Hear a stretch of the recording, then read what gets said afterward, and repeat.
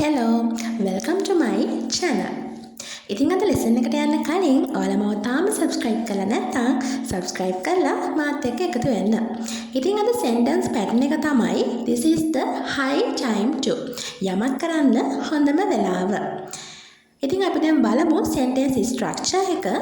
This is the high time to plus verb plus object. ඉතින් මේක තමයි sentence structure එක. අපි ඉස්සෙල්ලාම අපේ sentence pattern එක මුලට එකතු කරන්න ඕන. ඊට පස්සේ verb එක, ඊට පස්සේ object එක. ඉතින් අපි දැන් examples අරගෙන බලමු.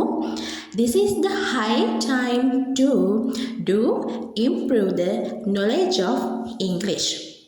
ඉංග්‍රීසි දැනුම වර්ධනය කරගන්න හොඳම වෙලාව තමයි මේ.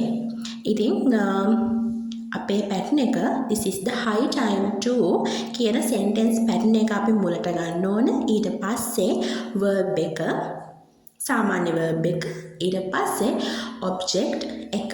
ඉතින් හරිම ලේසි මේ pattern එක use කරලා sentences create කරන්න. ඉතින් අපි මෙතනදී පාවිච්චි කරන්නේ නිකම්ම verb එක විතරයි. This is the high time to talk with her. ඇයත් එක්ක කතා කරන්න හොඳම වෙලාව තමයි මේක. This is the high time to talk with her. අපේ pattern එකෙන් පස්සේ අපි අනිවාර්යයෙන්ම verb එක එකතු කරන්න ඕන. ඊට පස්සේ object එක. ඉතින් අපි තව examples අරගෙන බලමු. This is the high time to read the novel. නවකතාවක් කියවන්න හොඳම වෙලාව තමයි මේ.